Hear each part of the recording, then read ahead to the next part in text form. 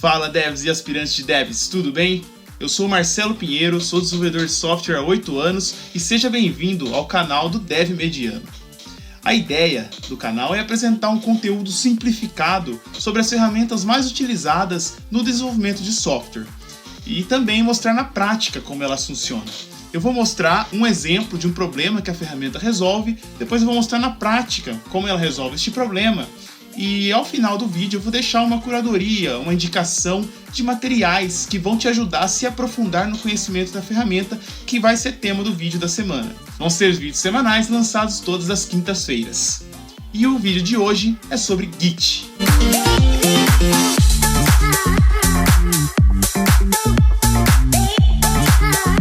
Bom pessoal, como eu já falei, o vídeo de hoje é sobre Git e nós vamos apresentar para você um problema dos vários problemas que o Git resolve, certo? Bom, esse é o João. O João é o único desenvolvedor na empresa em que ele trabalha, onde ele dá manutenção no site da empresa. A rotina do João consiste em modificar o arquivo do site e enviar esse arquivo para o servidor. Então ele recebe uma solicitação, modifica o arquivo, envia para o servidor. Recebe uma solicitação, modifica o arquivo, envia para o servidor. Essa é a rotina do João, que trabalha sozinho e não tem nenhum problema quanto a isso. Até que um dia, o chefe do João chama ele para conversar e diz para o João: João, nós precisamos aumentar a cadência de entrega do nosso site, então a gente vai contratar mais um desenvolvedor. O João, ok, então, beleza. Alguns dias depois, chega o Pedro na empresa. O Pedro, que era muito parecido com o João, pelo que vocês podem ver pelo vídeo, começaram a dividir entre si as tarefas do que cada um iria fazer de acordo com as solicitações que eles recebiam dos clientes. Então, um dia, o João disse: eu vou aumentar a fonte do cabeçalho, está muito pequenininho. E o Pedro disse: eu vou mudar a cor do rodapé então para ficar mais parecido com o esquema de cores da empresa. E assim, os dois foram trabalhar, os dois foram codar.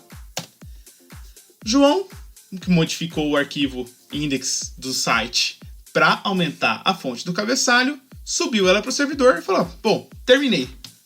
E da mesma forma o Pedro modificou o arquivo index.html para modificar a parte do rodapé, mudou a cor do rodapé e disse: ok, salvei. Lembrando que os dois trabalhavam paralelamente. Então, quando foram verificar as modificações que eles fizeram, o Pedro olhou lá no site que estava no ar e disse: olha, tá ok, tá legal, consegui finalizar, tá entregue. Porém, o João, quando foi verificar, reparou que as fontes do cabeçalho não estavam maiores. Mas por que isso? Por que será que a modificação do Pedro funcionou, mas a modificação do João não? Bem, quando o João salvou seu arquivo no servidor, o arquivo ficou lá, rodou, ele verificou no site do servidor e estava ok. Falou: beleza, finalizei a minha tarefa.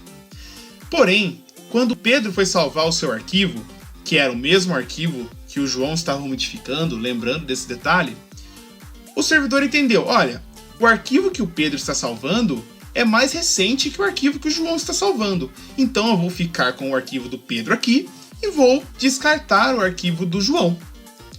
Desta forma, a modificação do João foi descartada e só a modificação do Pedro que ficou no ar. Bom, e como o Git resolve esse problema? De que forma o Git poderia melhorar esse fluxo? Bem, para começar, esse arquivo principal estaria numa coisinha que a gente chama de repositório, que é uma espécie de uma caixinha em que o Git guarda todo o código, certo? Que você se predispor a salvar na ferramenta. Então, cada um dos desenvolvedores abririam o que a gente chama de branch. O que é uma branch? A branch é um braço do código, é uma versão do código que você cria para você fazer as suas modificações sem alterar o código da branch principal, que a gente chama de master. A branch pode ter qualquer nome, a branch que você abrir, certo? Então, o João abriu a branch do João e o Pedro abriu a branch do Pedro. E na branch do João, ele modificou o cabeçalho e na branch do Pedro, ele modificou o rodapé. Depois, os dois fizeram o que a gente chama no Git de merge. M-E-R-G-E, que é basicamente o processo dentro do Git em que o Git administra esses códigos de forma a salvar tanto a modificação do João quanto a modificação do Pedro no código principal. Então, depois que eles fizeram, utilizando o Git, esse gerenciamento das modificações de ambos os desenvolvedores, foi só fazer o pull, que é um comando do Git que a gente usa para baixar o código do repositório dentro do servidor. Dessa forma, o arquivo ficou no servidor com a modificação de ambos os desenvolvedores. Então, tanto o cabeçalho quanto o rodapé estava funcionando. Bom, e como usar o Git na prática? Como a gente resolveria esse problema na prática? Bem, é hora de colocar a mão no código. Bom, pessoal, então vamos usar esse site como exemplo para nossa demonstração, certo? Então, lembrando que a tarefa do João é alterar a fonte do cabeçalho e a tarefa do Pedro é modificar a cor do fundo do rodapé. Eu criei um repositório no GitHub, existem várias plataformas onde você consegue criar o seu repositório, pode ser o GitLab, pode ser o Bitbucket, ou pode ser ainda uma versão standalone instalada no seu próprio servidor. Neste tutorial temos aqui 3 terminais, um terminal representa o servidor, que é este aqui, outro tutorial representa o João e o outro o Pedro.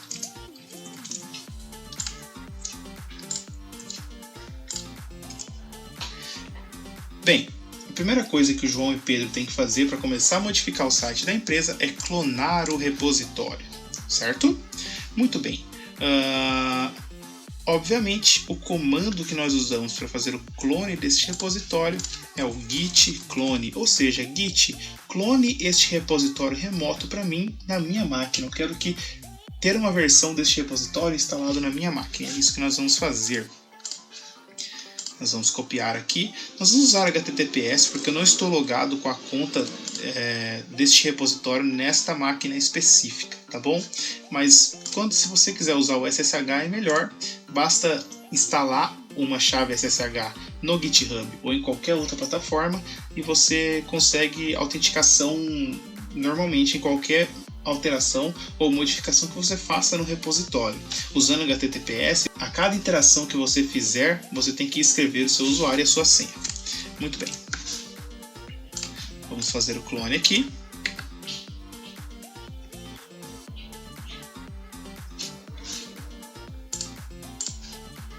Muito bem. Vamos fazer o clone aqui.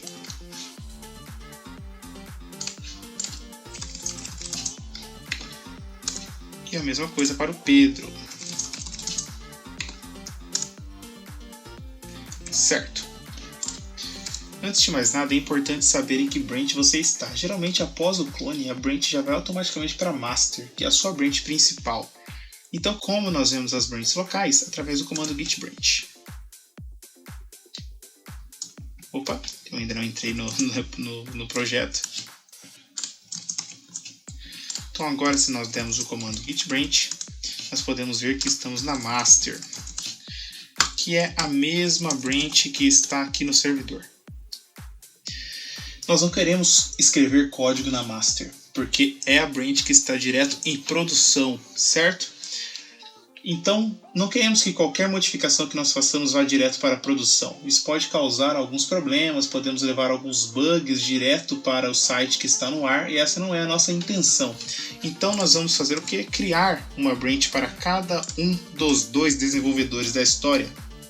E o comando que nós usamos para criar uma nova branch é o git checkout.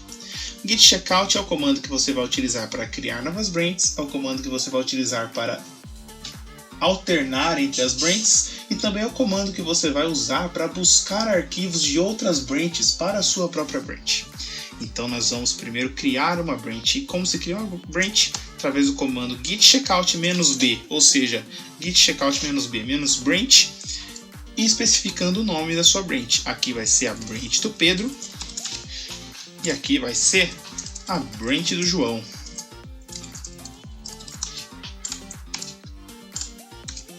Muito bem. Uma vez cada um está em sua branch, ambos podemos modificar o código sem se preocupar se o nosso código vai alterar o código que está em produção. Então, o que nós vamos fazer? Modificar o código. Primeiramente, o Pedro disse que iria mudar a cor do rodapé. Nós temos aqui a cor Green Yellow e nós vamos colocar uma cor azul. Azul é uma cor muito bela. Da mesma forma, o João vai alterar o cabeçalho aumentando a fonte do cabeçalho. Então nós temos aqui um H2, basta mudar aqui para H1. Muito bem, agora que ambos fizemos a modificação, precisamos subir o nosso código para o servidor. Antes de subir o código para o servidor, nós precisamos entender como funciona o Git. O Git liga uma modificação à outra, né? Uma versão do código ao outro. E esses pacotes que são ligados um ao outro, esses pacotes de versionamento do código, são chamados de commits. Os commits, eles guardam em si uma descrição do que tem dentro deles, né, que é fornecida pelo próprio desenvolvedor, e um hash único gerado pelo Git, de forma que você consegue rastrear esse Git específico em todo o histórico de commits do projeto. Então, se um dia você precisar voltar a um Git específico de uma branch, basta você pesquisar qual foi esse hash gerado para este commit, e aí você consegue voltar exatamente para como o código estava quando aquele commit foi feito. Para criar um commit novo, ou seja, para criar esse novo pacote, nós utilizamos o comando git commit. "-a diz para o Git que eu quero adicionar neste commit todas as modificações que eu fiz, ou seja, a de add, e m diz para o Git que eu quero adicionar uma mensagem a este commit, certo? E a minha mensagem no commit tem que ser o mais específica possível, de forma que todos os desenvolvedores com quem eu trabalho saibam o que eu fiz naquele commit. Então o que o João fez? Alterou o tamanho da fonte do cabeçalho. E o Pedro alterou a cor de fundo do rodapé. Então agora criamos a nossa branch, o nosso commit, certo? E agora vamos subir ele para o nosso servidor. O comando para subir para o servidor, ou seja, para informar ao servidor que nós queremos subir um commit que ainda não está no servidor remoto, é git push. Opa, mas espera. O que ele me disse? Que a branch atual em que eu estou desenvolvendo, branch do Pedro, não tem um correspondente remoto. Ou seja, a branch do Pedro não existe lá no GitHub, ela só existe na minha máquina. Nós precisamos informar o Git que eu quero que ele crie no meu repositório remoto uma branch do Pedro e branch do João, para que eu possa subir os meus commits. E como se faz isso? Através do comando que o próprio Git já cuspiu aqui. Existe uma versão mais curta dele que você pode colocar apenas "-u", e aqui o nome da sua branch. Lembrando que como eu fiz o clone com HTTPS, eu preciso inserir o meu e-mail e a minha senha sempre que eu fizer uma modificação no repositório remoto.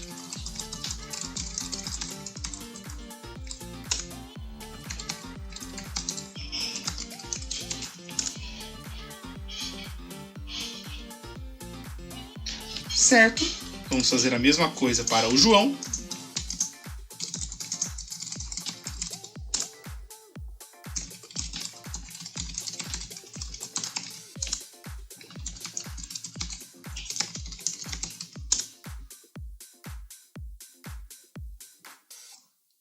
Legal. Agora, se formos até o nosso repositório remoto, vamos ver que temos duas novas modificações, a branch do Pedro e a branch do João. Agora eu vou explicar para vocês algo muito frequente em ambientes de desenvolvimento de software chamado pull requests. Como o próprio nome já diz, o pull request é um pedido de pull, ou seja, na minha branch eu abro um pedido de pull para a master, ou seja, eu peço para a master que ela faça um pull da minha branch. O que é um pull? Um pull é o comando Git utilizado para baixar código. Nós vamos entrar em detalhes daqui a pouquinho. Muito bem, mas agora eu tenho que pedir que a master baixe o código que eu acabei de fazer na minha branch, certo? Porque eu quero que o meu código vá para a master para que ele vá para a produção. Então a gente vai fazer isso primeiro para o João. Então, base master e compare to branch do João, certo? Olha aqui a importância de ter uma mensagem de commit muito bem detalhada.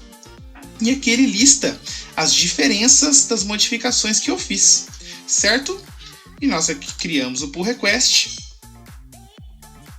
Num ambiente normal de desenvolvimento, outra pessoa poderia vir aqui nesse pull request, ver as modificações que você fez, fazer suas considerações e correções e aí aprovar o seu pull request. Como aqui na nossa demonstração estamos fazendo sozinho, nós apenas vamos mergear esse pull request, certo?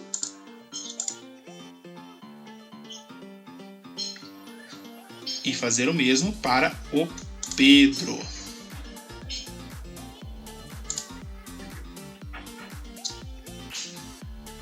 Aqui a modificação.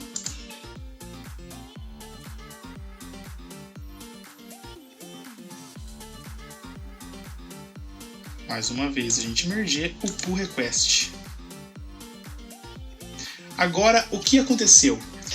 Quando eu abri o pull request, foi o pedido que eu fiz para a master para fazer o pull da minha branch. Uma vez que eu mergeei o pull request, ou seja, em que a minha branch e a master se tornaram um só, assim que a master baixou a minha branch até ela, então agora ambos os códigos, tanto do João quanto do Pedro, estão disponíveis na master. Se nós voltarmos aqui e entrarmos no arquivinho da master, podemos ver que a modificação do João e a modificação do Pedro estão disponíveis na master, porque o pull request foi aceito. Vamos ver se mudou? Opa, ainda falta uma coisinha, porque o servidor precisa fazer o pull.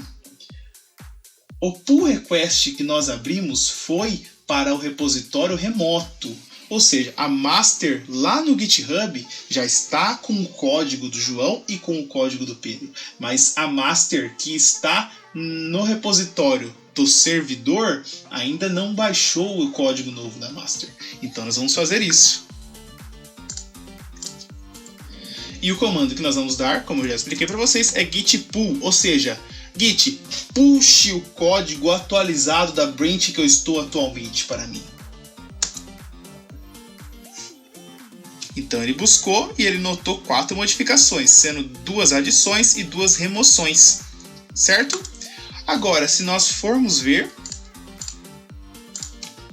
muito bem, tanto a tarefa do João quanto a tarefa do Pedro estão completas, certo?